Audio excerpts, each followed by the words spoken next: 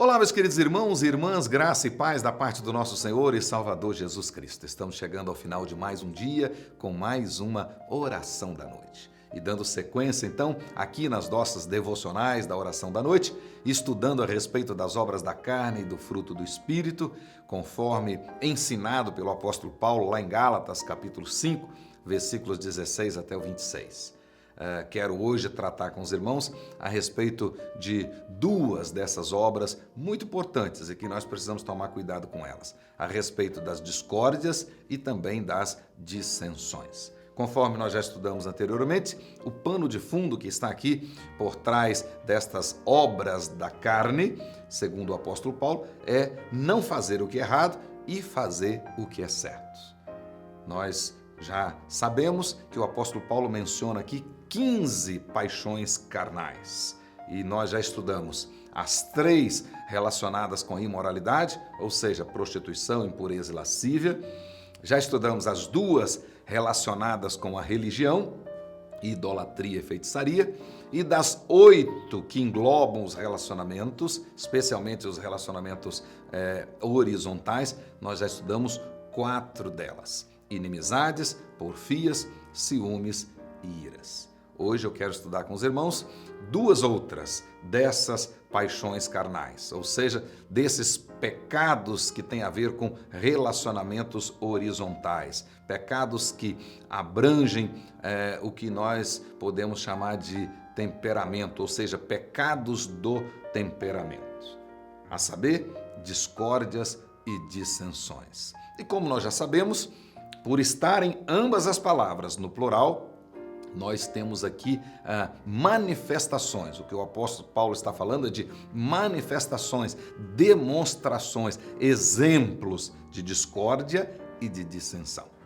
A palavra discórdias, usada aqui pelo apóstolo Paulo, ela aparece na Bíblia em muitas versões com o sentido de discussões, rivalidades, facções, partidos, porfias, pelejas, desavenças. E lá no Novo Testamento, na linguagem de hoje, ela aparece traduzida por ambições egoístas. Olha que coisa interessante. No mundo grego, essa palavra foi muito usada no contexto político. Por isso que alguns escritores antigos, gregos e principalmente Aristóteles vai usar essa palavra ou traduzir essa palavra por intrigas eleitorais. Por isso, o sentido da palavra foi evoluindo ao longo do tempo e logo passou a descrever o homem que busca uma causa pública para proveito próprio, apenas visando vantagens pessoais. Essa palavra transformou-se na qualidade do homem essencialmente egoísta. No geral, ela descreve uma atitude errada na realização de um serviço, na detenção de um cargo. Refere-se à dedicação egoísta aos próprios interesses. No Novo Testamento, Paulo usa essa palavra apenas 5 vezes e 3 delas claramente aparecem no contexto de que os problemas referem-se aos partidos, à concorrência dentro da igreja. E o pano de fundo dessas brigas, dessas discussões, é exatamente os interesses e as motivações pessoais. Portanto, motivações e interesses pessoais levavam e levam as pessoas a discussões, a rivalidades e, na realidade, elas não estão sendo motivadas pelo interesse da igreja, os serviços, os ministérios da igreja, a expansão do reino e muito menos o interesse da glória de Cristo, mas sim da própria glória. Assim, nós podemos ver que em Paulo, esta palavra claramente denota o espírito de ambição, de rivalidades pessoais, de disputas pelo poder. Um tipo de comportamento que sempre terá como resultado as discórdias, as dissensões, os partidos, as facções dentro da igreja, que persistindo, com certeza, destruirão a unidade do corpo. É isso que está claro lá em Romanos capítulo 2, verso 8, 2 aos Coríntios capítulo 12, verso 20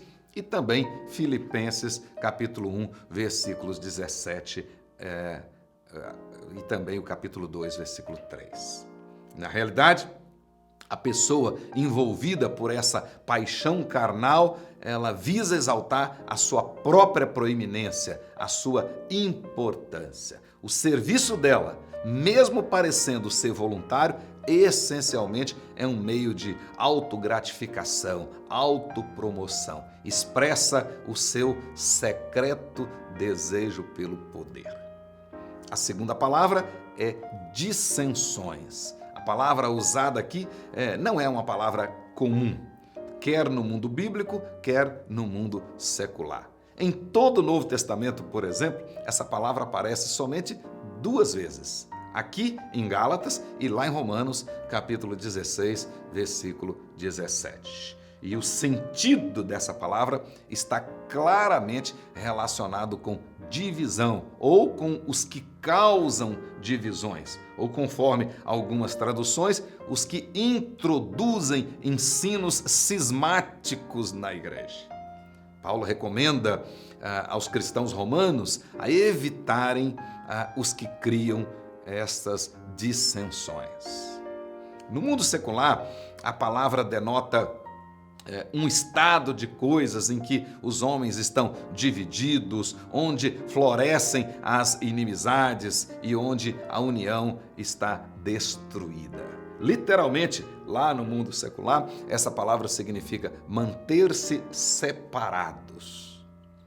A dissensão descreve uma sociedade formada por grupos rivais, portanto, fadada ao fracasso. E é exatamente isso que Jesus ensina em Mateus capítulo 12, verso 25. Todo reino dividido contra si mesmo ficará deserto. Toda cidade ou casa dividida contra si mesma não subsistirá. Portanto, como paixão da carne, as dissensões ou divisões referem-se a comportamentos adversos, de estar à parte e de não querer se unir. O apóstolo Paulo dá alguns conselhos à igreja que estava em Roma para tratar com pessoas que provocam divisões. Como devemos tratar com pessoas que provocam divisões? Romanos capítulo 16, versículo 17 até 19. Por um lado, ele diz que nós devemos vigiar, ficar atento, notar bem tais pessoas e segundo, ele diz que devemos nos afastar delas. Afastai-vos deles, ou seja, dos cismáticos, das pessoas que gostam dessas dissensões e que geram essas divisões. Por outro lado, segundo o apóstolo Paulo, nós devemos seguir em frente, obedecendo ao Senhor, obedecendo a palavra, seguindo com humildade, com sabedoria, sem ambição egoísta. Versículo 19. Na realidade, dissensão é o resultado de discórdias, das rivalidades mencionadas anteriormente. Ou seja, os homens levados por ambições egoístas, eles buscam honras para si mesmos a qualquer custo, o que impreterivelmente vai levar às divisões. Estas paixões da carne devem ser vencidas na vida do cristão verdadeiro. Somente assim ele viverá em comunhão com Deus e com seu próximo. Que você esteja orando para que o Senhor realmente te livre dessas paixões da carne, que nós possamos estar livres delas e continuar firmes em comunhão com o Senhor e comunhão uns com os outros. Que Deus te abençoe. Até o nosso próximo encontro, em o nome de Jesus.